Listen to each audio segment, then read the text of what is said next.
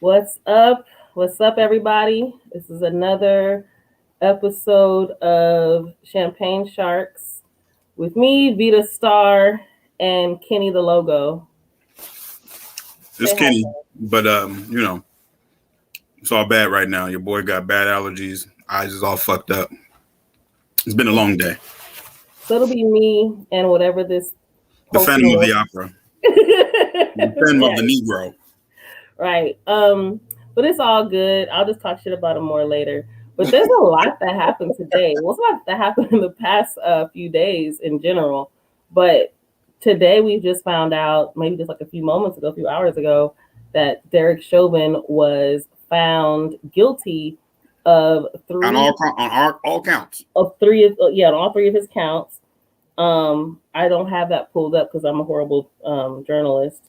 But yeah, so it was like manslaughter, second-degree manslaughter, second-degree, third-degree unintentional homicide. Yeah, I just saw the whole thing. And second-degree murder. Yeah, so I should probably just pull up the article.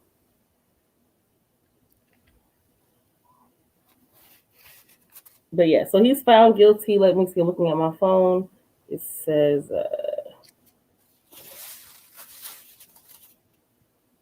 Okay, now it's not showing me the article. Yeah, murder, second-degree murder, second-degree manslaughter, and it doesn't show me the other one for whatever reason. But the least time he can get is 10 years. That's the least. Yeah, I thought the least was like 12 years. Yeah. Yeah, something like that. So he's been found guilty, and people are celebrating. At least they were. They tried to until they found out another little girl was just killed by the police. 15-year-old girl who actually called 911 because she was about to be jumped. And they shot her. And they came. She had a knife in her hand. Oh. She was scared. But the cop didn't even give instructions to drop the knife or anything like that. According to the witnesses, he just rolled up and started shooting. Whoa. Yeah. What city was this in? I didn't see the city. I forgot. But the shit was crazy. Oh boy. And it's almost literally the same day. The same day. So sorry, Gabriella. My video is off. I have my eyes are all messed up from hay fever, so yeah. I look like I've been punched in the eye a few times. Man, I'm just looking right now at this little girl. Let me pull this up. You guys can look on Twitter with me as I look. But yeah, so there's it's such a crazy moment. Columbus, Ohio. That's where it was at. Columbus, okay.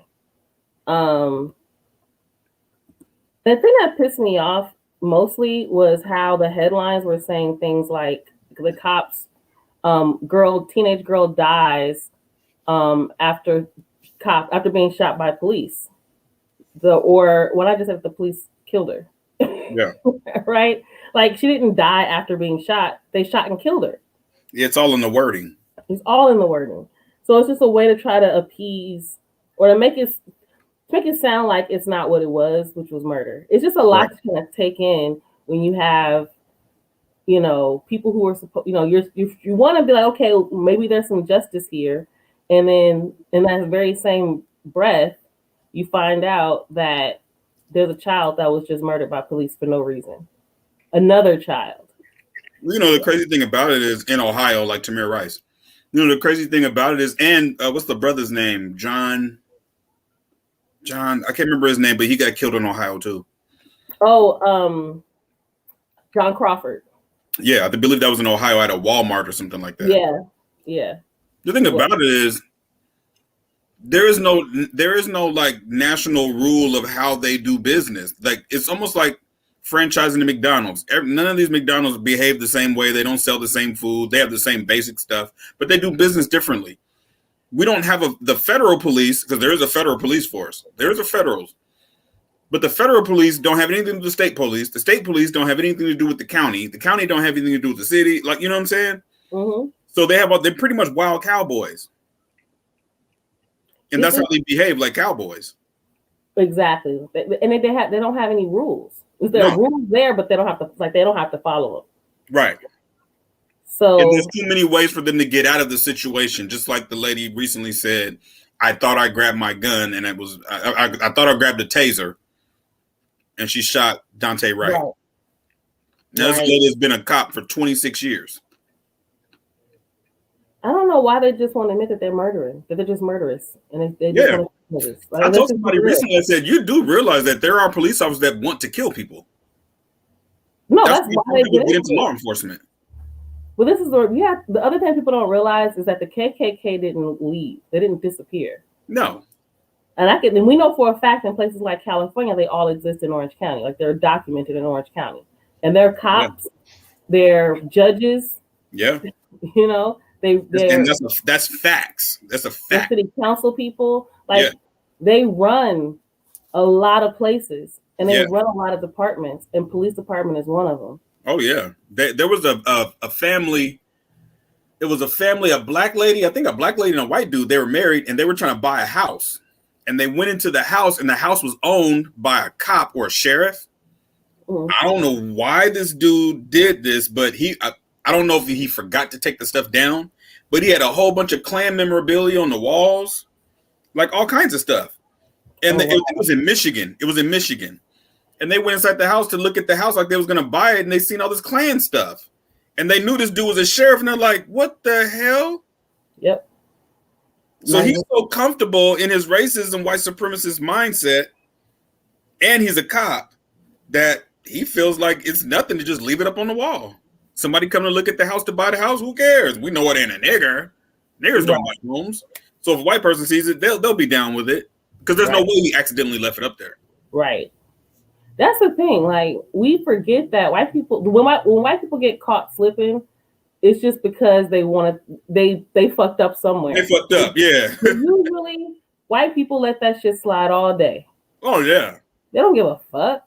I've heard. I don't expect them to give a fuck. Let's be real about that. I've heard white people say things like, and they call themselves liberals. Well, my grandfather, Donald Trump's such a piece of shit. He's just like my uncle. He's just like my grandfather. Right. So they've been living around these people for years. Their whole lives, raised by these people. Yeah, they just feel like they're not like that. So, They think because they switched political teams or switched political parties that somehow they're different than the racist uncles, cousins, grandfathers, fathers, right? So because of that, they think they're not as racist as them, or they're not racist because they're on the other side. But they're just not as racist in their mind. But this is the reality. Whoever raised you, and you know this as well as I do, how much does do your parents impact? Oh, how you think, how you live, in the ways that we are grateful for, and the ways we now have to get rid of. 100%. And it's hard. You can't it's like it takes years and years and years of therapy to get rid of the shit that they inflicted upon you or instilled in you that wasn't. Yeah.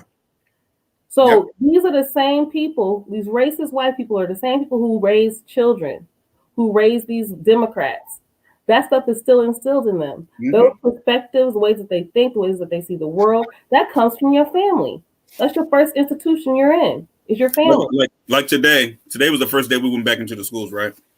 So I'm in my office and I have the college coordinator. We share the same office, kind of. And when the verdict came down, she's Native American. And so when the verdict came down, there was like people coming in my office and they were like, yes, he got found guilty, da da da da. And after, people was coming in and out for a minute, and then I closed the door. I was like, okay, whatever. And then she was like, was that weird to you? Or was it just me? I said, no. I said, that shit's weird. I said, because at the end of the day, they're celebrating something that is common damn sense. Right. And the fact that it took what it did to even get to the point. Yeah. You know what I mean? Like, it shouldn't have taken people burning shit down. And you know what I'm saying? And the thing about it is, like, I heard somebody say, well, they only did it because they didn't want to risk further damage. And I said to this person, I said, well, the thing about it is that's the way your nation should react when there's injustice. Your nation should overthrow and burn things down and throw politicians out when there is injustice. You see it in Egypt all the time. You see it in Greece. You see it in over in South America. You see it all the time. When something's going wrong politically, they take to the streets. You know what I'm saying? It just doesn't happen here because we are so comfortable in our racism. We're comfortable in it. It's like, okay, well, I know, it's like we watch him kneel on his neck for 9 minutes, and everybody's like, well, we know what's going to happen with this. They're going to get found not guilty. They don't say that kind of shit in other countries. That's not how that works. You know what I'm saying? They don't say that. Well, they also, it's interesting because some other countries you can't protest like that. No, some you can't. But and not even because the government might do something to you. It could be people who just feel like you're a threat to their to the government. Maybe they just overthrew a dictator, and now you protesting the guy that overthrew the dictator. Who you with? You see it in Asian countries, over in Hong Kong, in Japan. You see it in a lot of different countries. That when something in Africa, you see it. I mean, you see it in a lot of places, right? So you just don't see it here. But the thing that's interesting is what makes the United States so different in this way is that it's legal for us to protest in the ways that they tell us to protest. Right. So I always say this: is a peaceful protest really a protest? Because if the entity that you're protesting against can tell you how to protest them, and you follow those rules, are you protesting? Well, see, but that's the difference between how it usually is and what we've seen in the last year. Nobody followed the rules. That was the main problem. That was the issue that they had. Nobody followed the rules. So that set a precedent because now I live in white ass Portland. So now, like here in Portland, people never follow the rules. They just burn shit. They set the fucking jail on fire. You know what I'm saying? So white people is like, well, we don't, and that's part of the, I call them crash test dummies, but it's kind of like, let them go. You know what I mean? Just let them go. If they want to burn the police station down, let them go because they're white. They're going to let them get away with that. You know what I'm saying? Let them do it. Don't get in the way of that. I'm going to show you guys something that I just saw. Oh, hey, T, I didn't see T. Hi. Hey. Yeah, I just creeped in. No, I appreciate that because Kenny decided to be a punk. And see, look at this. This is abuse. It's abuse. At least it's not the Mario logo no more. That's true. Facts. That makes it even worse.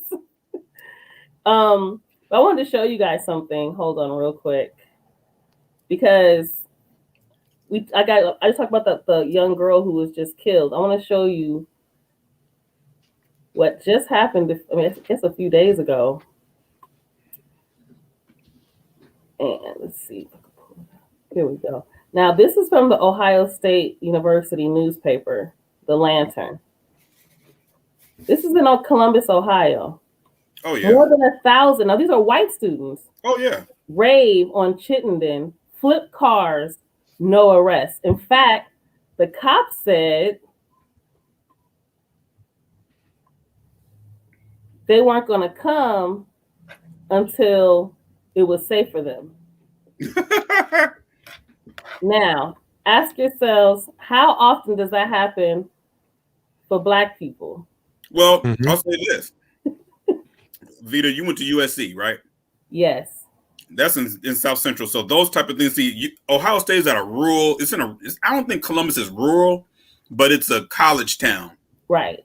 Not so like you said. USC. No, you can't do that at UCLA, USC, Pepperdine, SDSU. You can't even do it here in Portland because all the colleges in like metro areas. Mm-hmm. This is the type of shit they let them get away with all the time. Those police officers in Columbus, they're Ohio State fans. They probably went to Ohio State. They got a relative that goes to Ohio State. You know what I'm saying? Like they're connected. So they're not going to do anything. But if this was at, I don't know, name your HBCU. Say an HBCU for whatever reason became a big time college basketball and they won a national championship. Oh, no, they're going to whoop some ass. If that was Howard in Washington, D.C., Now they're gonna whoop some ass. Police gonna whoop some ass. Yeah, facts. Regardless. T, you want to jump in?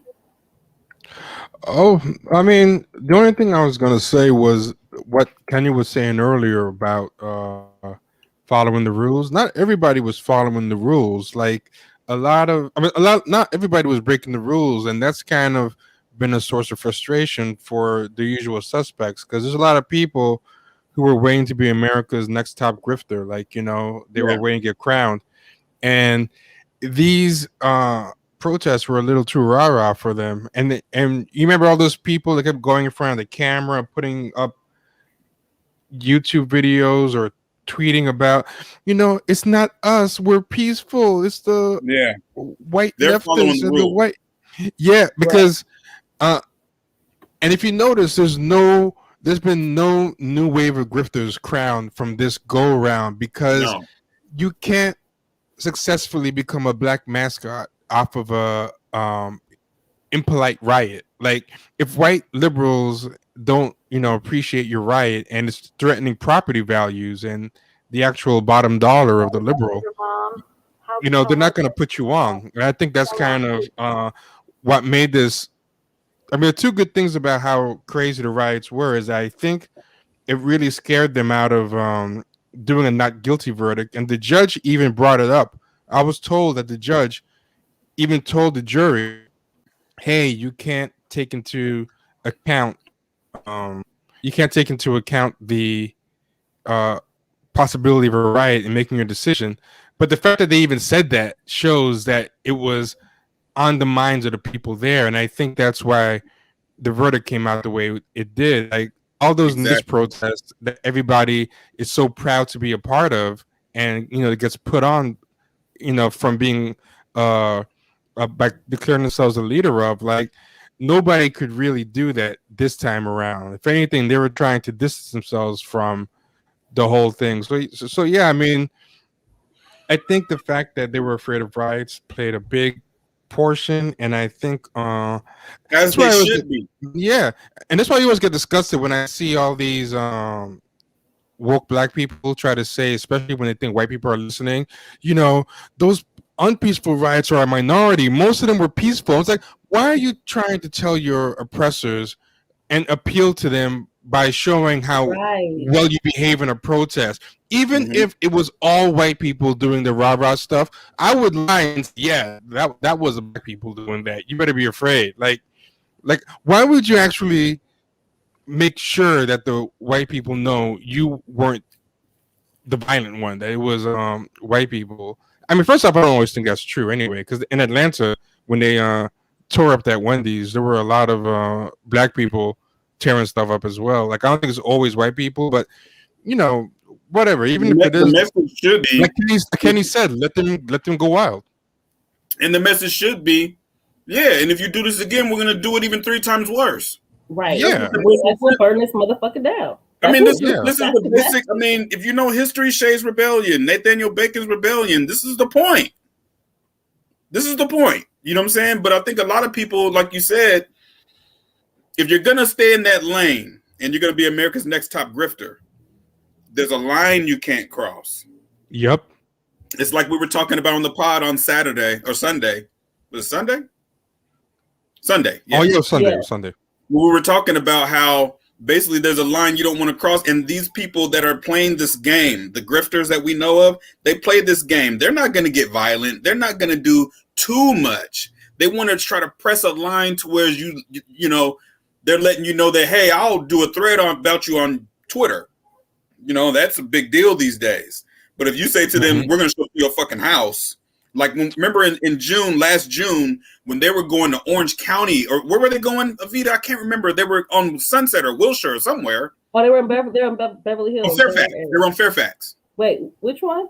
Last summer, they were marching all the way all up Fairfax. Oh, yeah. They went all the way to Rodale Drive, I thought. Exactly. Yeah. That's the threat. That's real life. Twitter ain't shit. That ain't real.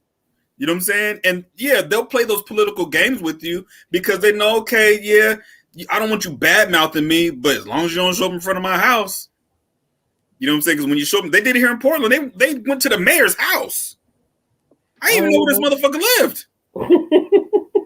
But they went to the mayor's house here in Portland, was in front of his house with like 5,000 people.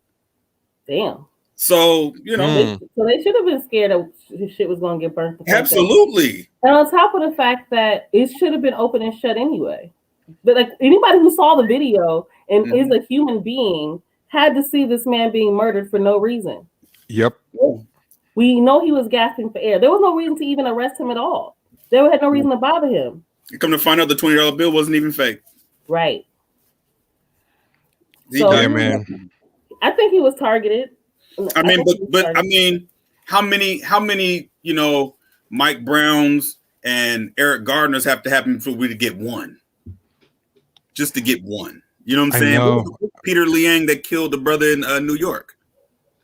I mean, if they were lighted up like they did for this time around, I think there would have been more, man. I think this is proven more than ever that when people say like, "What does rioting get you, man?" Like, I mean, it gets you something. I think. You know what's interesting, man? A lot of those, I always call them cucktivists because they try to be active, totally cucked. Like a lot of cucktivists were trying to give reasons why. I think mostly for the white followers, they wanted to make sure that the white followers knew that they weren't down with this stuff, because then the white followers were like, "Oh, Leroy, I don't know if I want to be your white ally. I want to, you know, that's not my kind of business, you know."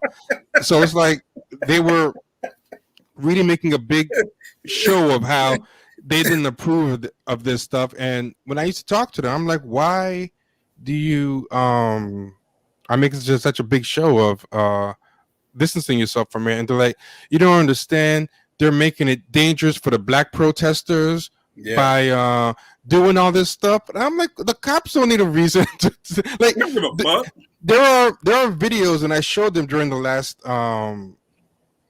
set of protests and riots where they were like dancing for the cops, or you know, trying to like do the hands up, don't shoot, and the cops were launching tear gas at them, hitting them with rubber bullets. Like there was one thing where the cops put their like things down to make it seem like they were not surrendering, but like they were, you know, down with the, and then the crowd started like cheering and started running in to like hug the cops, and then they started tear gassing them. It's like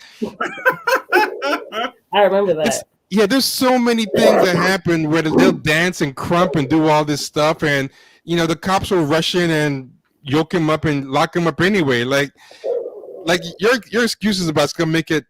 And also, if you're saying this is a war, and you know we're in the middle of a wartime thing, and you're going to the confrontation with the expectation of we have to make sure we don't get hurt at all or risk getting hurt, then you're not really there for the fight. You know what I'm saying?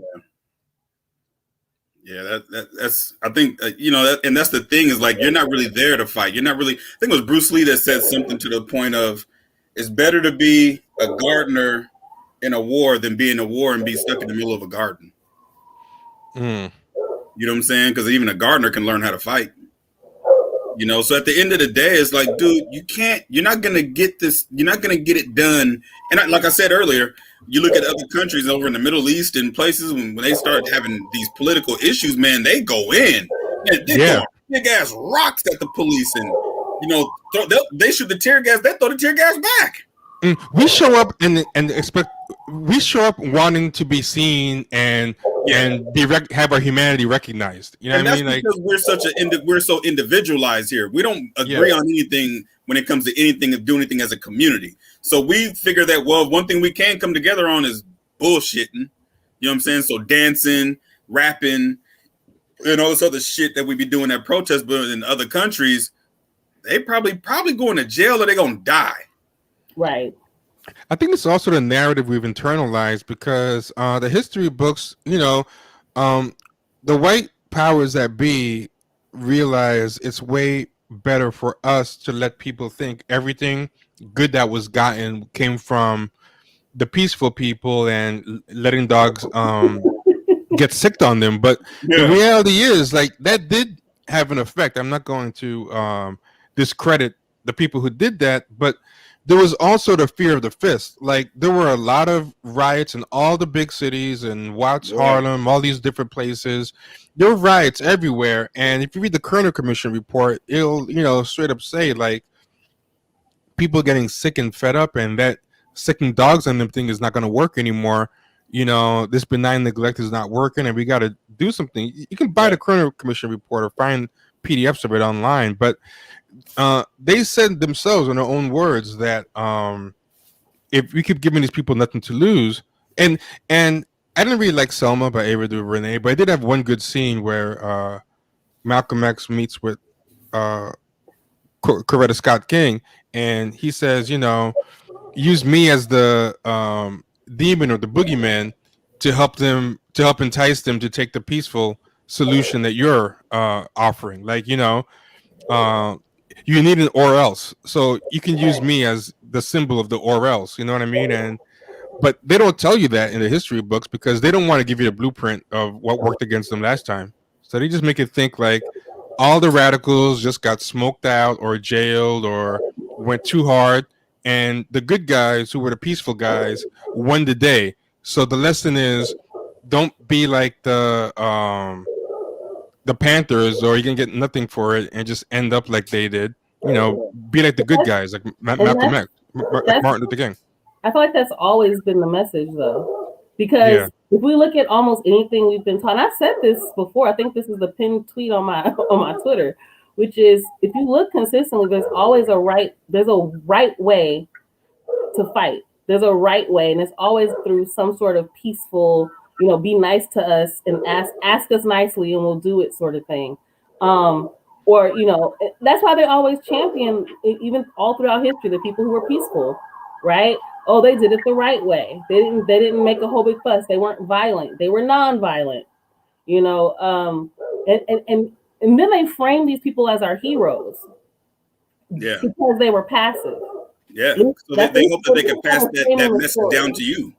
Right. So I feel like that's always been the case. Everybody that they teach you about in school, for the most part, it's like they praise the peaceful part. And then, or if they were radical, they don't even really tell you that part.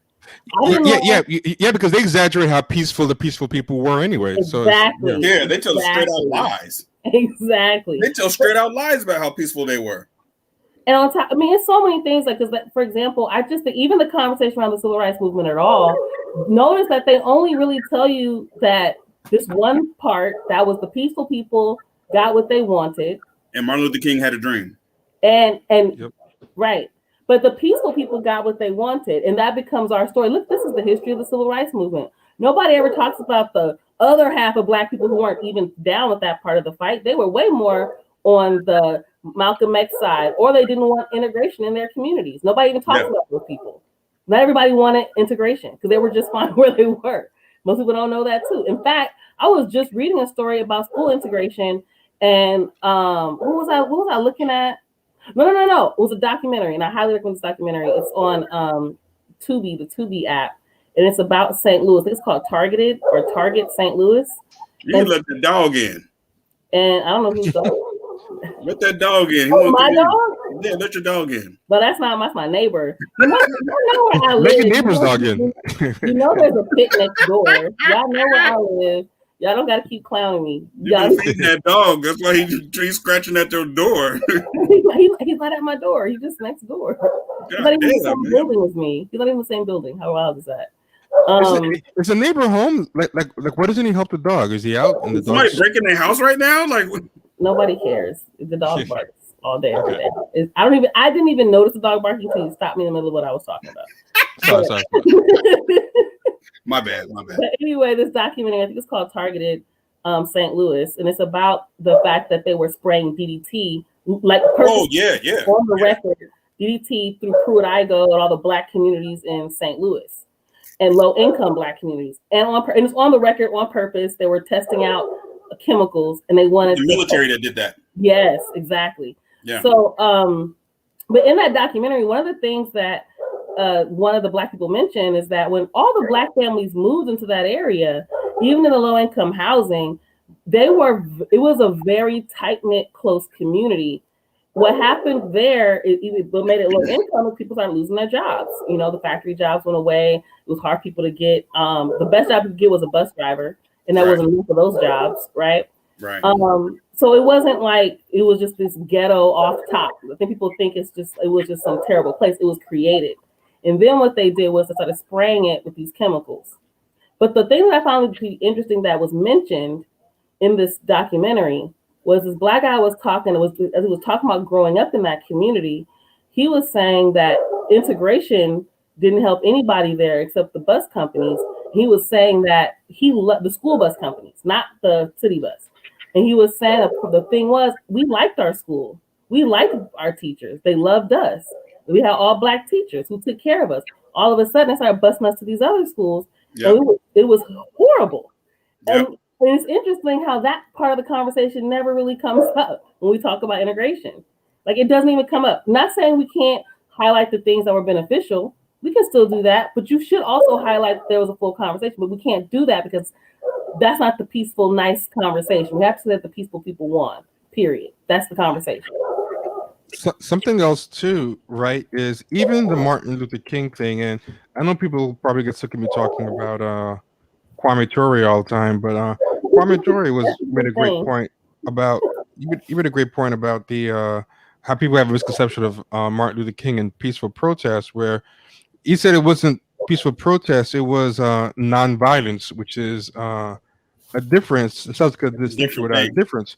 But he said nonviolence. He said even though it was nonviolence, it was still very, very confrontational. You just came with open hands. But there were people with dogs, with guns, but you were pressing them. You were moving in their face and in their space, and even as they were like punching you or hitting you with things or hitting you with hoses, you were very confrontational. You just were not actually hitting them. And if you like look at, and again, someone had examples of this, like they were doing drills and doing, it's like they were almost doing like military drills, even though they were being non-violent. It wasn't show up and let's electric slide with some white allies and let's like it wasn't a block party, and it wasn't like you're sitting there and laying on your back and doing die-ins or doing. If you did that, they probably would have thought you were fucking insane.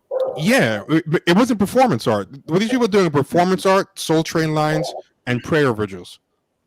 Remember there was those people that got caught in Atlanta that were actors. Oh yeah, I remember that. So everybody, if this is all an opportunity, this is an opportunity. It's a job interview for a bunch of people. Look, let's talk about that. That's facts. A lot of people are just trying to hop on what looks cool enough for their resume. Let's just be honest. And a lot of people are trying to be seen or brand themselves as being liberal or being pro-black or being all this other shit. And they're doing it because there's money in it right now. There's a lot of money in it right now to look more liberal than you, because who gives a fuck if you actually are? Can you sell yourself? Period. For sure. That was it for my statement. But I wanted to talk about this response. If you guys have seen it, I know I just talked to Kenny about it. Let's see. It's your girl, everybody's favorite House Speaker, Pelosi. Facts. Oh, actually, I forgot to do the audio thing. I always get through the audio thing. There we go. But yeah, I just find certain things when people say really weird shit whenever these kind of stories and verdicts and things come out around black people. I heard you say something weird, but I didn't know what it was. I just thought the reaction was not good at all. Okay, so here it is. Can you guys hear it? I can't breathe, but because of you and because of thousands, millions of people around the world who came out for justice, your name will always be synonymous with justice. Thank you, George Floyd, for sacrificing your life for justice. Oh my God. For being there to call out to your mom. How heartbreaking was that? Call out for your mom. Yeah. I can't breathe. But because of you and because of thousands, millions of people around the world who came out for justice, your name will always be synonymous with justice. That Thank makes you, George Floyd. absolutely no goddamn sense. You Right. know how crazy that is? That she's basically telling people to their face that we're gonna use this for political shit that ain't gonna benefit nobody. And then he Right. wanted to die so that he could. Yeah. He was yeah. But thank you for dying. Wow, like he's just But a the thing symbol. that's so crazy to me is um the fact that how you don't die, you're not sacrificing your life for justice for your own murder. That doesn't make Yep. any sense. Nope. Well, the thing about it is, if the damn Democrats will stop lying and bullshitting and do what they're supposed to do, George Floyd would be alive. Because sweeping legislation would have been passed 30 years ago. Well, I guess it's Floyd's job, not theirs. And Yeah, by exactly. job, he has Exactly. to die. That's what Right. his job is to die. How you kick somebody out of this shit? Because you know there's a troll in the chat. Oh, really? Hold on. Well, Yeah. Oh yeah, they're probably searching. The name. Yeah. You know what? I mean, fuck it. If he wants to be up in there, is anybody modded up? Because sometimes people get modded up. Actually, I could block him. I have no idea how to do that. who you guys talking about? There's somebody in the chat room saying stupid shit. Yeah, I blocked them, but like, how sad does your life have to be? Like, nobody who's winning in life is doing No. this. I didn't even see. Nobody's see who it was. anybody. Yeah, the reason why I said like I almost don't even care is like that's like a self-own in your life. Like nobody who has anything going on is gonna be in subjecting themselves to something that they don't like just to celebrate someone that kneels on someone's neck for 9 minutes. Like Yeah. Yeah, and it just it's not a sacrifice of your life if you didn't make the choice. for sure. You were murdered.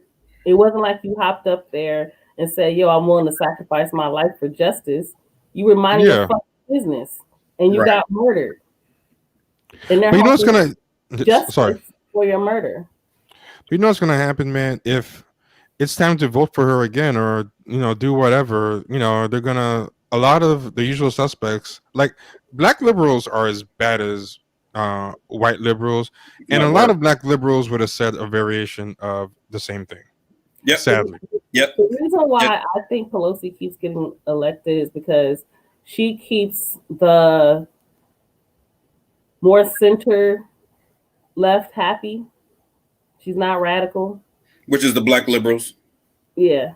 Pretty much, right? The black liberals don't want to fight either. Trust me. They don't want no they don't want to fight. They want to get their jobs, their government jobs, and keep their pensions and probably get a book deal and get, some way to get their ass kissed by Warner Brothers or some shit. That's what they want anyway, because if we talking about radical stuff, well, they don't want nothing to do with that. That's when they go into hiding. You notice when the riots was real hot and heavy, you didn't see D-Ray and all of those idiots. Right. But this is, whenever I see people make like doofy ass statements and they're from political people, like, politicians and shit, it's very clear how much of a fuck they don't give. They don't give a fuck. And you would think after this being an example, multiple other things she's said and done, all these other Democrats who get up there and say stupid shit time after time and after time, and they keep talking about them as though they're just merely gaffes, and they're not gaffes. They don't give a fuck about you. Yeah, when Joe Biden said, "If you don't vote for me, you ain't black," that wasn't no gaff. Right? He meant that. He meant that shit. Because he said to be black, you have to be in the Democrats' pocket. Yep. Period. Thank you so much, Winfield, for the donation. We appreciate it. I don't know who's Donnie Darko. I don't know. Oh, the movie. Oh, you talking about the movie Donnie Darko? Yeah, I don't know what Donnie Darko is. Oh, you never seen the movie? Nah. Oh, yep. It's hard to explain. You got to see the movie. Oh, if you haven't seen it, then you know what? On the episode of the White Cannon I'm going to have you on for that one. It's going to make you watch it and talk about it. Yeah.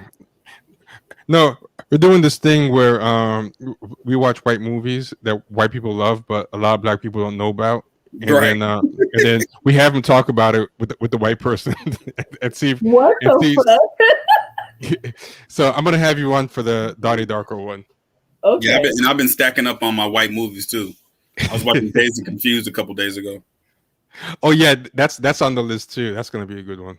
I've been watching documentaries, but the last one I watched, like I said, that St. Louis one. I could not. Okay, I tried to sit down and watch the Epstein one. That one is like impossible for me to get through. It's just I wanted to throw up. Like it's just fucking disgusting. And then I got through Mia versus Allen or Pharaoh versus Allen, whatever it's called. And that one it was hard to get through too. But Woody Allen is definitely a sicko. Like there's no way around that shit. The motherfucker's nasty, Yeah, sick, they're all gross. perverted. Yeah. But the fact that that there were people who defended this man is just beyond me. When time after time again, he showed himself to be a fucking pedo. And I feel like there were a lot of people, I mean, like famous people who have, signed letters on behalf of Woody Allen and Roman Polanski or cared for them. And we never got like a documentary that was painting the whole white community as dysfunctionally pathological based on like a handful of weirdos. You know what I mean? Like that's one thing I really couldn't stand about that surviving R. Kelly thing. That just made it seem like that was the default black position, or that only black people didn't care about it, but everyone else, including white people, like didn't know. Like white people didn't read the news, So any co-signing that white people did was like, "Hey, we didn't know. The Negroes didn't tell us he did that." You know what's so crazy about that? Yeah. Everybody who ever gave R. Kelly a record deal, they knew about it. And I know this because I was watching this interview with Rafer Alston, basketball player. And he was talking about how when he was coming out of college and got drafted, an NBA scout asked him about something that happened in his neighborhood. I think, is he from Brooklyn? I think he's from Long Island or somewhere. I forgot where he's from. But I guess he was a part of some group of teenagers that would cause trouble at night or whatever. They asked him about it. And the interviewer said, wait a minute, you mean to tell me that they asked someone in your neighborhood about, what you did when you were a kid? He said, yeah, if they're going to give me $20 million, you think they ain't going to ask? Right. So the same thing with R. Kelly. You think the motherfuckers didn't know that he was doing this weirdo shit when they was giving him record deals? Of course they knew. They didn't give a fuck. They probably had their own stable of children that they were raping. So yeah, this is an investment. I mean, as long as it's not messing with the bottom line and the dollar, they don't care. None of these people care. I want to show you guys something, and this is why I say like black liberals are no better, because I'm going to play this by Barack Obama. I've played it in the podcast a long time ago, but if you look at this thing, tell me how different this is. This is the eulogy he gave at the for the victims of South Carolina. Wait, no, Charleston, yeah, the church. Check this out. He's talking about what's his name? Dylan Roof, right? And the Charleston, South Carolina church that Mark Vesey founded. When he starts using that preacher voice and shit. Yeah, tell me if you can hear this. Did I put the sound? Martin Luther King Jr. preached from. Okay, I might have started too early, so let's see. But it's coming soon. A sacred place, this church. Okay, so he's getting his panda ready. Not just for blacks, not just for Christians, but for every American who cares about the steady expansion of human rights and human dignity. So first you gotta make sure people know the church wasn't just a black thing. Somehow that makes it more of a tragedy. In this country, a foundation stone for liberty and it's an all lives matter church. For all. That's what the church meant. It wasn't a black thing, that church. It was everybody church. Somehow that makes it more tragic, but that's not what I'm. Keep waiting. And look, everyone's giving a standing ovation just because people know, hey, it wasn't just a black thing or a Christian thing. It was an American church, but I mean, whatever. There's worse stuff, but it's coming soon. We do not know whether the killer is it? Of Reverend Pinckney and 8 others knew all of this history. But he surely sensed the meaning of his violent act. It was an act that drew on a long history of bombs and arson and shots fired at churches. Yeah, Jeffrey Cordy knows where it's going. Not random, but as a means of control, a way to terrorize and oppress.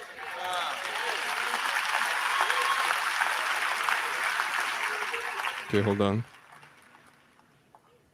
An act that he imagined would incite fear. So he imagined with incite fear and recrimination. And recrimination. Violence and suspicion. An act that he presumed would deepen divisions that trace back to our nation's original sin. Oh, but God works in mysterious ways. There you go. Now think about that. He said that God works in mysterious ways. He's implying God sent Dylan Roof. Right. Like God, this is God's will that these black people die to prove some kind of abstract point about that they're above division, that they're above recrimination. So basically, God is working in mysterious ways, and this mysterious way is sending a white kid to attempt to commit genocide just to show the world how peaceful black are. How is that different than what Pelosi said? It's not. God has different ideas. Yeah, God wanted them dead. He wanted them people to know black people won't fight back. There won't be division, recrimination. He didn't know he was being used by God. Dylan Roof was being used by God. God was using Dylan Roof to prove some point about how passive and whatever. Like this dude, I think he's more monstrous than Nancy Pelosi. But this is gross. It's black liberals that embolden these people. Like people always say, didn't you run it by a black person when these people do stuff? Like remember the Kenty Cloth thing? And it turned out the Congressional Black Caucus gave him the Kenty Cloth and gave him the idea. Did? Yeah, the Congressional Black Caucus gave him the idea of putting the Kenty Cloth. Like these black Democrats and liberals are sick. That's why these white. That's why I say representation. Like fuck representation, because they'll get black people who do this, who will do the same crap. The fuck? Yeah, this was a most heinous thing. This is the thing. When you started the clip, I was going, okay, typical shit. Then when you went to the God works in mysterious ways, I was like, huh? But I still gave him an out. I said, well, maybe he means God turned the bad thing into good, yeah, around. So after it already happened, he worked in mysterious ways and said, you know what? Fuck that. We're gonna, even though the devil was busy, we're gonna take care of it. But God used him. Yep. But when he said God used him, that's when I knew it was that's when I knew he was just up there talking and bullshitting and saying shit and doesn't actually give a fuck. Because it's pretty disgusting thing to say. Mm-hmm. And he's also saying it only because he's in a black church. That's another thing I hate. I actually hate when people try to, do the black church thing. So it's like, oh, let me say God works in mysterious ways, like it's just, and these people are that's clapping. Not how you talk, and you're not a preacher. You are not expected to talk that way. You don't have to. They're not clapping because of what he said. They're clapping because it's Barack Obama. Facts. That too. But can you imagine if Barack Obama went to Sandy Hook and said, God was using that mentally ill boy to show, they would lynch him in the church. Yeah, they would never do that. He knows that. Yeah, he would never do it to begin with. Hold on, if I remember correctly, I think I might even get there's more. Hold on. Yeah, but like Prince of Dorf said, he thought he was spitting. You couldn't tell him shit. Blinded by hatred, the alleged killer could not see the alleged killer. He said the alleged killer. Did you catch that? Yeah. He's so like political, thinking about the other side all the time. What do you mean alleged killer? He's on camera. We might legally have to say that. And that Bible study group. The light of love that's shown as they opened the church doors and invited a stranger to join in their prayer circle. The alleged killer could have never anticipated the way the families of the fallen would respond when they saw him. He anticipated it. He if he thought they were going to fight back, he wouldn't have done it. That guy was a coward. he went where women and children. Like he wasn't going there looking for war. He was looking for like easy. Weak people. Yeah, Right. I mean, he couldn't There was nothing but anticipate it. elderly people in there. That's all there was. Yeah. Exactly. And no, let's just be real. You know, it was a gang of old black women. Yeah. And the funny thing is, they were saying, not funny, because none of this shit is funny, but one of the other things is that they were actually really nice to him. Like they welcomed him. Yeah. You know how when you go to a new church, maybe they look like you look distressed or you look troubled, but they start coming over, making sure you good and being nice to you, and you know you need some water, you know, whatever. Like they're doing all the things that church people do when a new person walks in looking distressed, and they Yeah. welcome him. This whole speech is to reassure black people, don't worry, the right thing to do is still be peaceful, but also to show out for white people watching, like, look, I've got them under control. I keep them on message. Like he could have said, hey, he wasn't going to do this to a bunch of brothers packing on the corner, or that might be packing, or that look like, scary. He did it because he knows that we are forgiving people and we have to stop being a forgiving people or something, or we need armed guards in our black churches. He could have said a lot of stuff, but instead he said, no, he was expecting violence. Violence is what he wanted. If you gave it to him, he would have won. You don't want to make him a martyr. Win with love. Like he's coming here.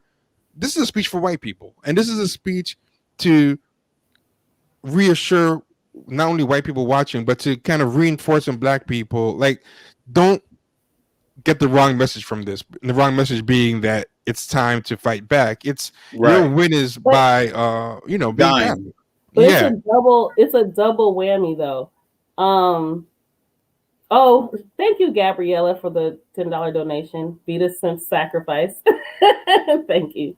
The other thing that bothers me about it is he's also using the right language, the right tone, the right terminology, the right phrases to appease his black base, the older black church folks who just wanted to see a black man in office before they died. Right? Yeah. So he's basically, because they're all fighted out. They're all tired out. They're not basically saying a bunch of bullshit to appease the white people by saying, look, I have them under control.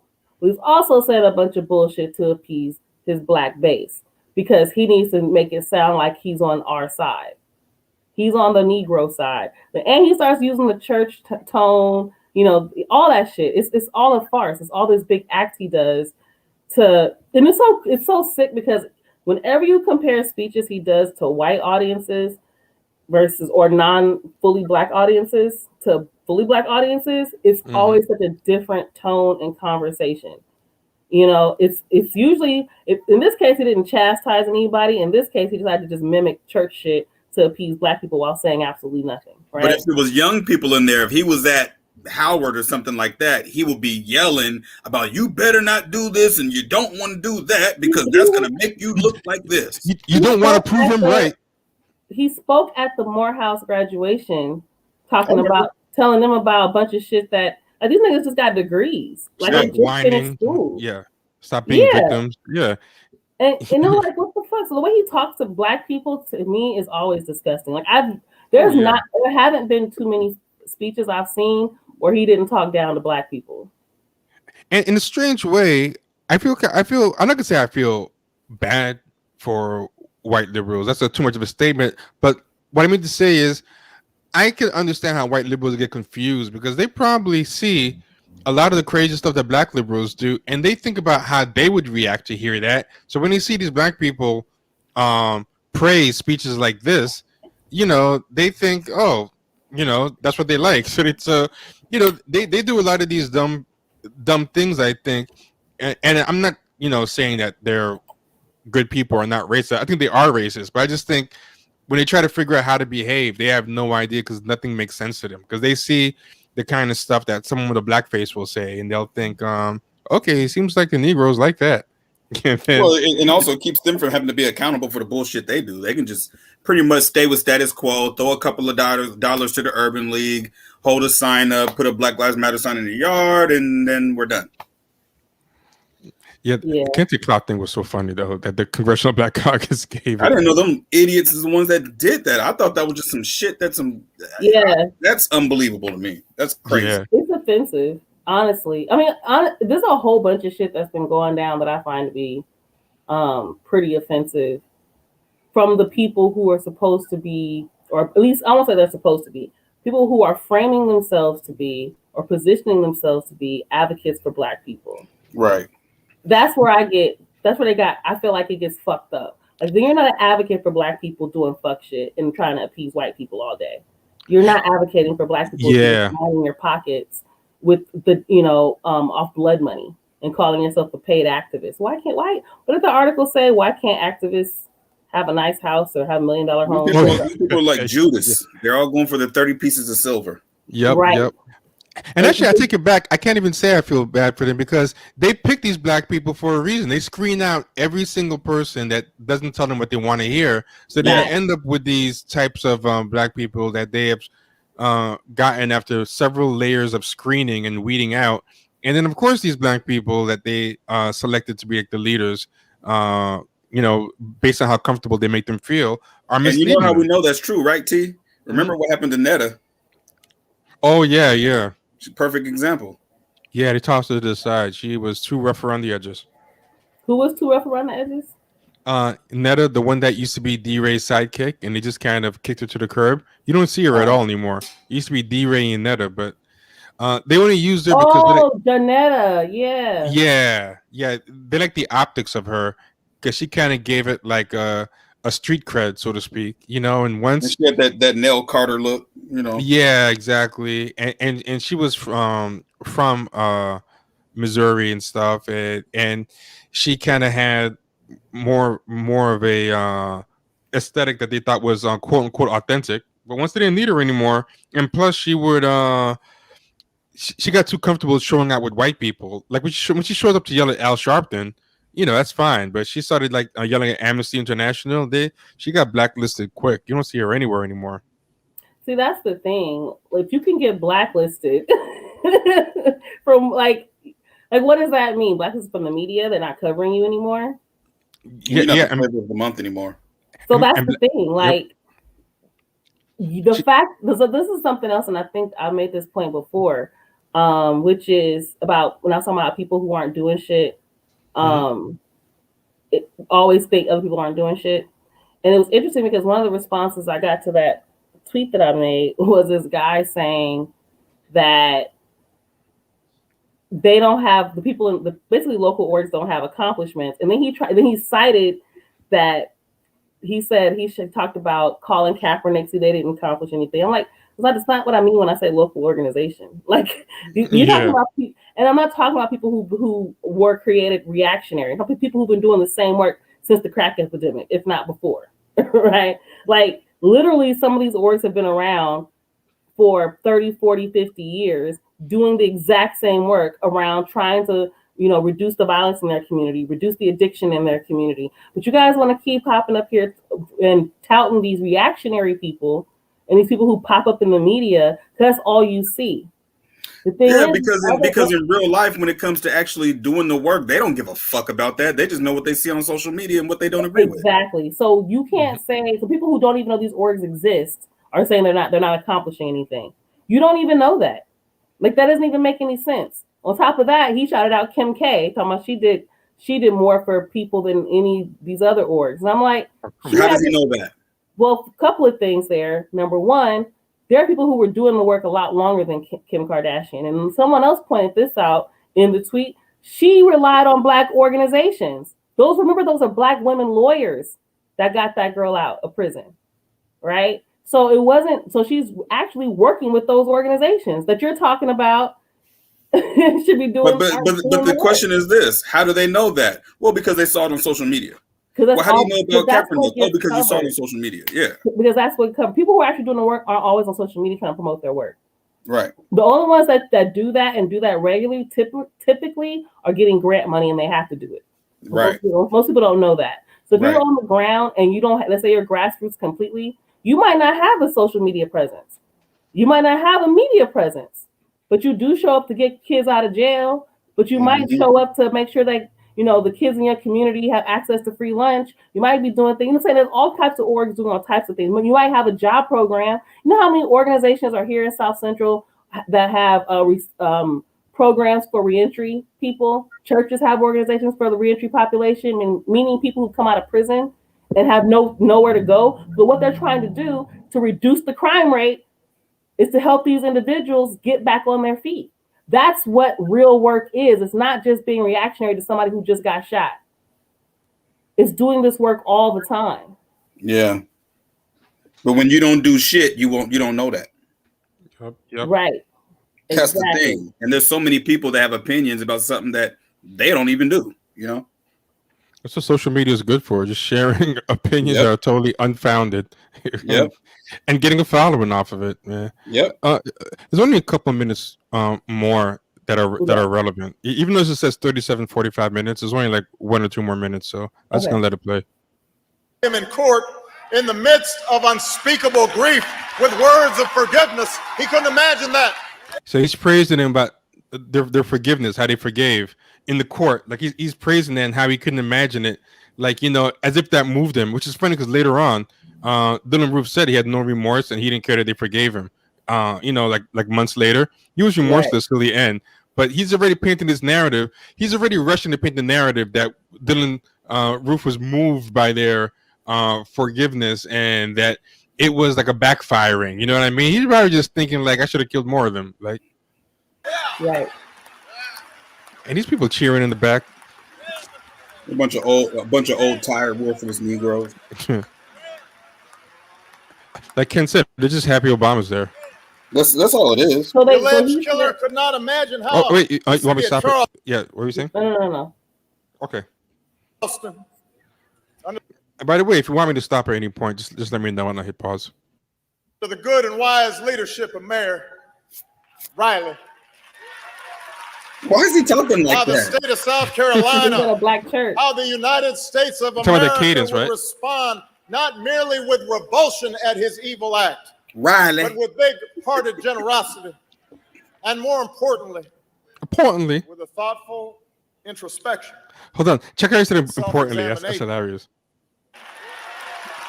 I think he did. How the state of South Carolina, how the United States of America would respond not merely with revulsion at his evil act, but with big-hearted generosity, and more importantly, with a thoughtful introspection and self-examination. Self-examining? Well, why would they have to self-examine after getting shot? Well, why would they be examining themselves? Like, why would we? Yeah, exactly. Why are we examining ourselves? We didn't do anything. Yeah, that's like when Common said that black people should reach out with a hand of love to the racists. It's the racist guy. It's the black people that have to examine how they're contributing to everything. It's a bunch of bullshit that we so rarely see in public life. The reason we so rarely see it in public life is because other races have a survival instinct that we apparently don't have. Like it's not a good thing that we're the only ones to do it. Even you said we rarely see it in public life. Yeah, because it's anti-survival. It's not even natural. It comes from like hundreds of years of indoctrination. It comes from Stockholm syndrome. Yeah, Blinded by hatred, he failed to comprehend what Reverend Pickney so well understood. Pickney? The power of God's grace. Yes, sir. He said nothing. Nothing at all. Nothing good at least. The power of God. So the fuck what? What the fuck? How are you moved by this? He's literally just using church terms. Yep. It's why a lot of people can't stand church anymore, man, because they feel like this is what it makes you a lot of times. But it wasn't always like that. Church used to be, the heart of a lot of movements, but this is, I guess, what it is now. I mean, Denmark Vesey organized his slave revolt in the church. You know what I'm saying? In that church. Yeah.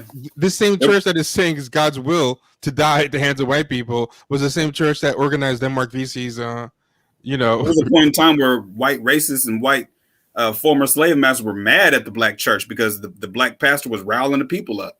Yeah, that's why they used to burn them all the time during the civil rights days. Yeah. Well, churches like this now the racists probably want to build more of them. Oh fuck yeah, man!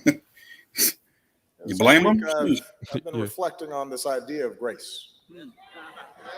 He's been reflecting on this idea of grace. Okay. I'm already annoyed. Again, why are they clapping? Why are they clapping? I have no idea. He said he thought about some shit and they clapped. What kind of shit is that? This whole speech is like that really bad comedian that tries to get points real quick by saying, "Hey, we're the ladies up in here. Give yourselves a hand. Y'all so pretty." Yeah, this guy exactly. sucks. It's that low level bad panda. He's doing that kind of shit, like you do to like warm up a crowd with cheap. They always do that in the BT comic videos. Always do that. Y'all women, man. I don't know how y'all put up with this. Give yourselves a hand. Yeah, then and the jokes always suck. No comedian that does that ever has good jokes. No, exactly. Grace You're to right the about families who lost loved ones. The grace that Reverend Pickney would preach about in his sermons. The grace described in one of my favorite hymnals, the one we all know. Amazing Grace. First of all, that's the most basic song. You can tell he never goes or has nothing to do with black church, or if he does, he's worried about what the white people are thinking. That's the only one that white people know. That's the only black spiritual. He could have done like a million deep cuts. Like, you know what I mean? Amazing Grace is like, he sounds, you know who he kind of sounds like? He sounds like Billy Graham. Yeah, I can hear it. Yeah. You know that very generic, I'm saying absolutely nothing, but it's holy sounding. Yeah, like not his cadence, but like the actual content. Yeah, of his, the content. Speech. That's who he's reminding me of. Because that's like just say the most basic thing. That sounds nice enough, and he fills up. Remember, because he would have like those big televised football stadiums for church, Oh yeah. And he'd talk, and it'll be like a big special event. We're gonna see Billy Graham talk, and so Billy Graham starts talking, and he says basically nothing, like the entire time, and people are just like, "Oh, I was just so moved. The word of God." Gave all that money up too. Yeah, if you ever read Obama's speeches always say nothing, but he makes them sound so soaring. Just always say nothing. It's horrible. How sweet the sound that saved a wretch like me. I once was lost, but now I'm found. What does the song even have to do with was the blind, shooting? but now I see. Like they're just standing up on instinct. Yeah. Go ahead. They're just, first of all, Amazing Grace is a fucking terrible song written by a terrible human being who was a slave master. An ex-slave slave trader. Trader, was he a master or a trader or both?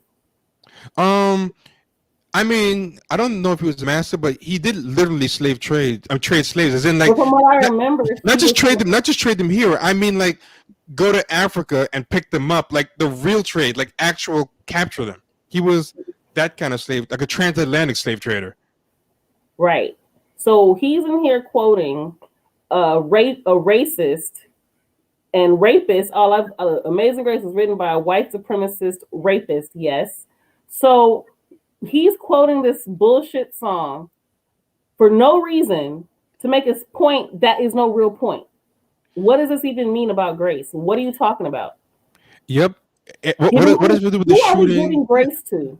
That's my next question. Who are you telling us to extend grace to? The motherfucker that just hopped in here and murdered our people? Yep. Listen to the shit this nigga is saying to black people. That's why. That's why he's become the first celebrity president. Mm-hmm. Mm-hmm. He was able to sell this bullshit for 8 years. So this is facts right here. I love this. People were super into Obama then. They were probably honored to be in the room with him. They're honored to be in the room with him. Even now, they're like this. This is what people do when quote unquote important people come into your space, right? So before he even went to that church, they have to do a sweep, right? So they make sure everything is perfect for what they want the president to encounter. Anything that's not there, they tell the church to change. The church literally changes that. All the way down to which people are going to stand behind him. Yes. Mm-hmm. Right? All these things. So those people who are clapping and standing behind the people who are even allowed to be there, all that stuff, all that is created. It's and the week leading up to him being there was a whole lot of hubbub about it. Everybody was getting real bougie. Oh yeah. Right. So all the people that you normally get to talk to in the church, you couldn't talk to them that week. Right. Mm-hmm. So for them, they did feel honored. These people on the podium feel honored that Obama came to their church. The first black president comes to your black ass church. And people in the crowd probably fighting for the front row too. In fact, that was probably the God works in mysterious ways that they were asking for. Like, oh shit, somebody had to get murdered in our church for the black president to come make a visit. You know what I would like to know? To a historical church at that, not just any church. A historical. What I would like to know is how that church where they're at right now, what the attendance is like now, or what was it like after? Yeah, good question. But say that again. Can you hear me? I heard you, but I was reading the chat and I missed what you said. I said I would like to know what the attendance was like before Obama got there and after. Oh, you already know. Not even a question. You already know the answer to that. I wouldn't be surprised if even like tourists now go over there, to say that they went to that church. You know what I mean? Like that's what I'm saying. Yeah, probably even they do that to Roscoe's. Obama went to Roscoe's with Karen Bass, the one on La Brea and Pico. And by the way, Roscoe's is like notoriously racist. They're like lawsuits that people won against them. By the way, anyway, yeah. Wait, Roscoe's Chicken and Waffles. Yeah, it's interesting. Yeah, they're like they weren't. It's a lot of lawsuits against them. But anyway, is it still black? Is it still black owned? Yes. Oh, from what I understand, yes. But they're racist against black people. Funny enough. So even then, like people make a big deal of the fact that Obama was at the fucking Roscoe's. So you know damn well that they're capitalized. This church is capitalizing off of Obama having been there. Check. So it's like 30 seconds left, but peep this. Oh boy, here goes the music. He's such a narcissist. He's just drinking up the adulation. This is about him. Well, to be fair, I think to be president, you have to be a narcissist. Yeah. But even by president standards, then he's a narcissist. According to the Christian tradition, grace is not earned.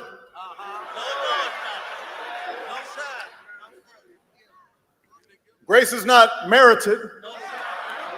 It's not something we deserve. So basically, you're saying you don't even have to wait for the racist to feel sorry. It doesn't matter if he's repentant.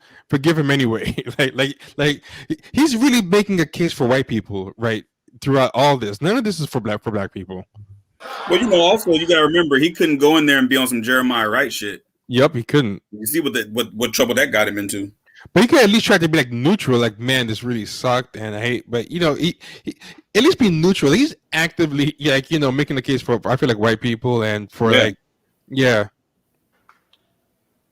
Rather, grace is the free and benevolent favor of God. As manifested in the salvation of sinners and the bestowal of blessings. Grace. As a nation, out of this terrible tragedy, God has visited grace upon us.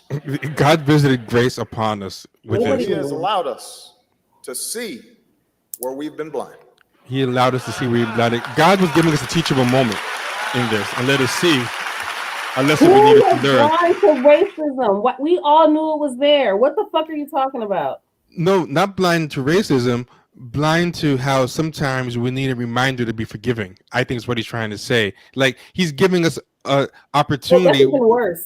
Yeah, it's worse. We haven't had a chance in a while. Things have been too good. We haven't had a chance to be reminded of how we need to forgive people sometimes, and how sometimes we need to be reminded to forgive people even when they're not sorry. So he sent down this guy to shoot a bunch of people so that, he can give us a teachable moment and help remind us, hey, don't forget to forgive white people. That to me, I think is what he's trying to say. We got blind to the need that sometimes. There's no way. That's worse. There's no way he could be saying that. I'm less mad at the first idea I thought he said. He's given us the chance where we've been lost. He gave us a chance to find our best selves. He gave him the best. See, I never seen this speech, so I didn't even know So you've seen the whole thing, so you already be knowing where shit's going. I give him the benefit of the doubt. No, but I appreciate you giving him the benefit of the doubt. But I'm just laughing. Each time you give him the benefit of the doubt, he says a line that makes it explicit. Oh my God. Oh. Yeah, he just straight up said it. Like in case any of the subtext was doubtable, he just went out and just said it. No, in fact, in case you're We giving may me the not have benefit of the doubt, I want to make sure it's clear. earned this grace with our rancor and complacency and short-sightedness and fear of each other. But we got it all the same. He gave it to us anyway. That guy on the left is getting me upset. He's once more so given us into it. grace. He's extra. He decided to be on camera. Look at him rocking and shit. But it is up to us now to make the most of it. Well, this is the best day. This is the best day of their life. With gratitude and to prove ourselves worthy of this gift. To prove ourselves worthy. So this is how we prove ourselves worthy, by letting people kill us and forgiving them, and and that's God's gift to us, the chance to forgive people killing us. That God sent him. This eulogy was great PR for him, For though. too long, we were blind to the pain that the Confederate flag stirred in too many of our citizens.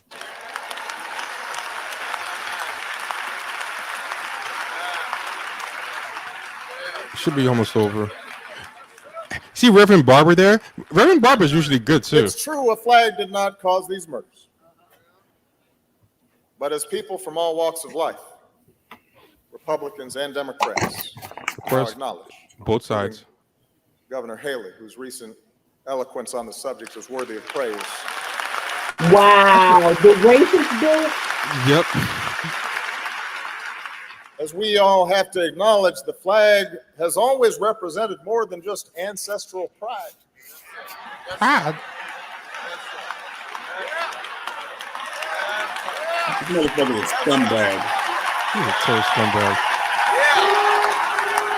What are they standing up for? I have no idea. They're starstruck. Them roses real pretty though. For many, black and white, that flag was a reminder of systemic oppression and racial subjugation. We see that now. We see that now. Removing the flag from this state's capital would not be an act of political correctness. It would not be an insult to the valor of Confederate soldiers. It would simply be an acknowledgement that the cause for which they fought. This could be a worse part of the speech, but the problem is it's still kind of messed up because he's making it seem like this symbol, because this is a big talking point you're trying to have, like the flag made him kill them. So Right. it's all about taking down the flag and giving a symbolic gesture. So you don't have to do anything actually systemic. So it sounds nice, but it's not actually anything that's going to change the next Dillon roof. It sounds like he's saying something good, but his only thing to offer, is to say it's the flags thing, and then say a bunch of stuff that everybody already knows, basic Right. 101. And people know that the thing is not just about ancestral pride. It's not like anybody with common sense knows. He says we see that now, as if somebody's killing. So he's kind of say like, oh, after this killing, we kind of see, what, the Confederate flag is pretty bad. Let's take the flag down. That'll make y'all happy. This is just another example of Barack Obama talking to black people like they're fucking idiots. Mm-hmm. And sadly, in this room, they're proving him right. Sadly, exactly, because he knows that they're high on him being there, not what's coming out of his mouth. Yep. So the cause of slavery.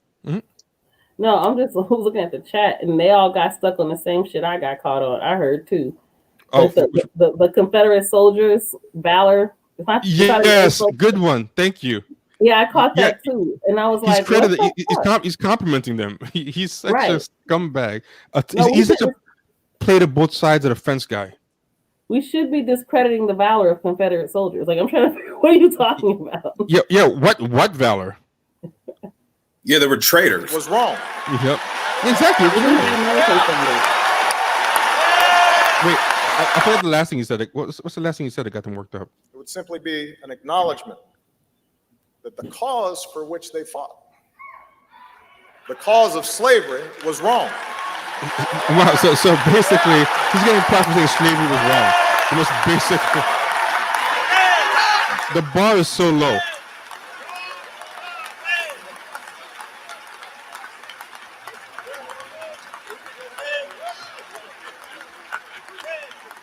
I remember that. I do remember the that. imposition Yeah, cool. of I do remember that. Actually, I was gonna skip ahead to when you start singing because that's a modest but meaningful balm for so many unhealed wounds. whatever. For the better, because of the work of so many people of goodwill, Oh, you know what? Forget it. people of all races. People get it. People evolve. He's still. You get the point. I'm It's making just myself. making me madder, to be Yeah, honest yeah. with you. It gets worse. I didn't stop because that was the worst of it. I just feel like the point was gotten. But basically, what Nancy Pelosi said was nothing compared to that to me. No, and that's the thing. It's way worse than what Nancy Pelosi said. I think what Nancy Pelosi said was disgusting and stupid and ridiculous. But Obama has a whole eulogy telling Negroes to be forgiving and to be graceful, and like It was God's will that it was shit God's happened. right. It's God's. God sent him. God wanted to teach us a moment and help us. All But types teach of us something that we already knew. Like that doesn't even make any sense, right? Like somehow God was confused that we weren't sure that racism existed. Like what are you talking about? Like, Obama, you know what's funny? Sometimes Obama's like the way he talks, the way he imitates Black people, Black American people, is to me very clear. He's not really. He's coached. Yeah. He sounds coached on Blackness. He sounds coached on what Black people want to hear. God sent them bullets. That's basically what he's saying. Yep. What does this say? How dare Obama? I'm confused on this. How dare Obama tell anyone how to be a man or father or anything? Sir, watch your wife. What does that mean? Watch her do what? I don't know. Did she do something? I don't know. Because of George Bush. Okay. Oh. Oh yeah. He did be trying to slide her mints and shit, trying to slide her peppermints. And hugging her from the back and all types of stuff. Oh, They be cupcaking those two, man. I don't know. It's interesting because George Maybe Bush. Maybe the swingers. Maybe Barack's with Laura. Who knows what type of Don't stuff. surprise me. I watch a lot of documentaries on Hollywood and the government and all these weirdos. Yeah. I wouldn't be surprised, but y'all would be surprised. There's a lot of shit that goes on. Shit, I ain't gonna be surprised. Me neither, man. I brought it up for a reason. Like I'm only half joking. I really think there's something going on. Oh, I mean, I wouldn't be surprised. Is all I'm saying. You never know. We didn't know half that shit was going on Epstein's Island, so who knows? Yep. Look at this, man. If you see the pictures too, I don't know why, but for some reason they're always closer to each other than they are to the respective spouses. If you look on the right, look how far Laura is from him and how far Obama is, but Barack is from her, and they're both like, yeah, they're always in something like what's up with this one, man? It's and that's not some shit you can fake. Low key, it looks like she's moving his hand off of hers, like off of her leg. You know, that's the kind of move you do when keep a guy's leg off your hand. That's what I mean, off your hand off your leg. That's what that looks like. Like maybe right there. I'm not saying that's what happened. I'm just saying that's the stance. Maybe I don't know, but he always looks like a goofy little kid. But also, what's up with this then? I don't know. I don't know, but that's what I'm saying. Yeah. I don't know. Maybe her legs off. I'm not saying that's what it is. I'm just saying that's what it kind of looked like. But he always looks so goofy in those pictures. Look at his face. Yeah, he does. Oh, fuck, he is a goofball. He looks like a happy little kid. That's what he looks like. Yeah. George W. Bush is a goofball. Like that dude, he gives all those people nicknames, Rummy and all that kind of stuff. Like he's a goofy dude. Like that dude's a clown. Straight up. He's a drunk. Wait, Laura Bush killed somebody? Oh, here we go. 10-4 Koofies. Oh no, I think this is true. I think it's a car accident. I think he's saying something true. Oh, I thought that was the daughters. Or maybe I don't know. I'm gonna look it up. I think it was in 1963. She had a fatal car accident. She was 17. Oh, she was a kid. Yeah. Yeah. I mean, that's all. That's it for me. It's been an hour and a half. I don't know if you guys are ready to. Yeah. No, I'm ready to be done too. Yeah. I'm about to go to sleep. Sound like you asleep already. Well, we can't tired. tell because you ain't got no fucking camera on, but it's cool, Hey, logo man. All you can do is believe what I say. All you can do. Whatever. We have a dope. Is it already out? The BLM podcast that we just did. No, that's gonna be next week. We have one before it. So tomorrow is one about so people if you're not patrons, become patrons at patreon.com champagne sharks. But I'm gonna put it up now. But yeah, tomorrow it's me and Michael R. Jackson talking about the show Them. That show was so bad. I didn't want to ask anybody to watch it to discuss the show. I just found someone who already saw it. That show is disgusting. I was not going to make anybody else sit through that thing. It was so bad. So that should be out tomorrow. But the first half is free. The second half is Patreon. So $5 a month. Patreon.com/champagne sharks. You get, and don't forget to like. We had a lot of people up in here. So like, comment, share, subscribe. Also, like, definitely share. Get your people to subscribe, because the more subscribers we get, we'll start streaming more frequently again. So definitely get your friends and family to subscribe to the channel, the YouTube channel as well. The pod we just did this past weekend, everybody is gonna like that one. Trust me. That was a really good one. Yeah. So, I mean, I'm biased, but I think that was like one of our best ones. The one that's coming out next week. Yeah. And it's all the West four Coast of us. Sharks one. Let them know it's all four of us too. It's all of us. So I know those are like treats for you guys. So you guys like that. So we got that for you. Yeah, next week is no guest. Yeah. I think Kenny was on good behavior. I'm trying to remember. Yeah, he pretty much was on good behavior. Yeah. You was on good behavior? Okay. Yeah, I didn't do too much cussing. What'd you say? I didn't cuss too much. But it's one of my favorites already. So make sure you guys check it out. Subscribe on Patreon. Subscribe here on Twitch, YouTube. Follow us. Friend us. I don't know what all the things are.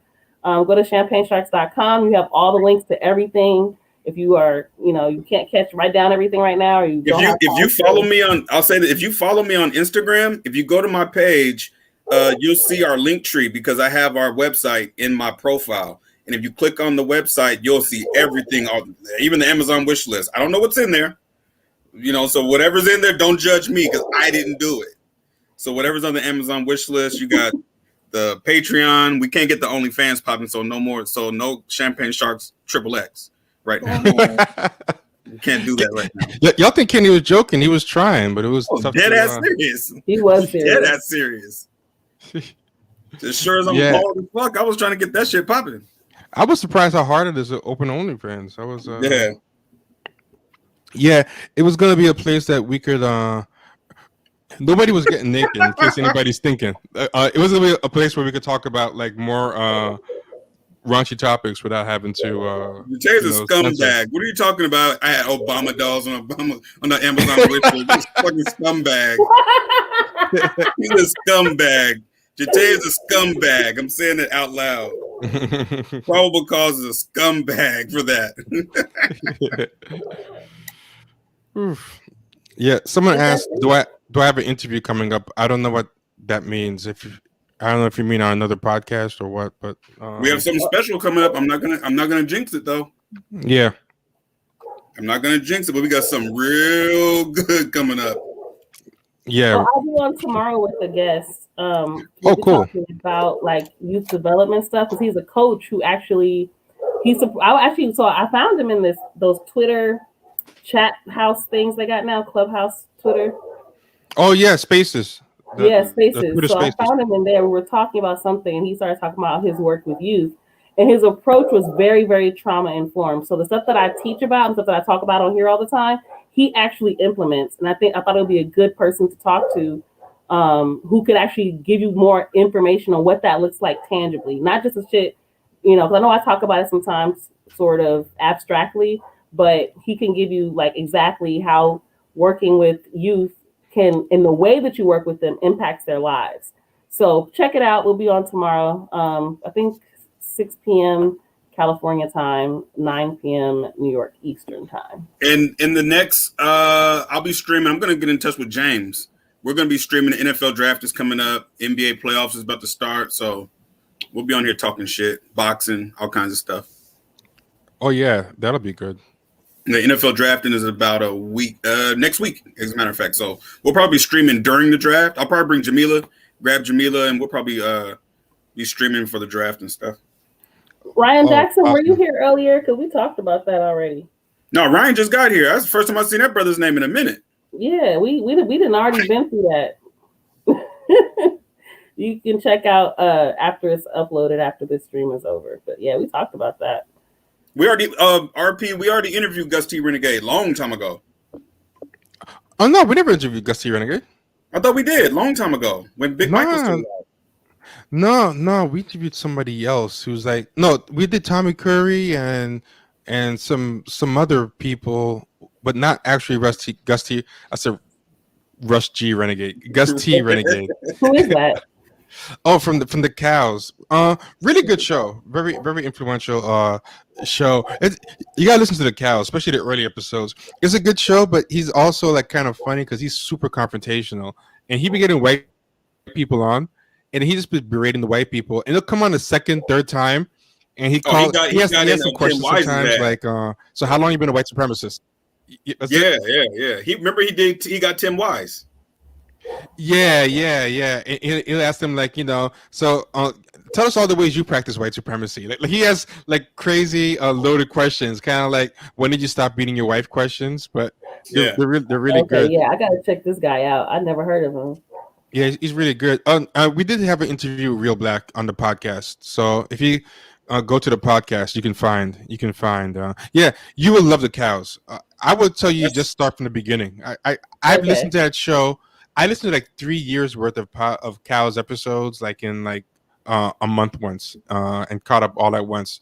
It's really addictive. They're just long though, so he speaks very slowly and very clearly, so you can listen to him like at 3 times the speed. So like in 1 month, I went through years of his archives in like. And I'll be honest, man. I've stolen a lot of stuff from him. Like I've learned a lot from him. He's very influential. Chaotic Goods asked if we interview Real Black. That's why you got to become a Patreon. Yeah, we interviewed Real Black. A patron. That interview is a patron on Patreon. Yeah, exactly. The interview is there.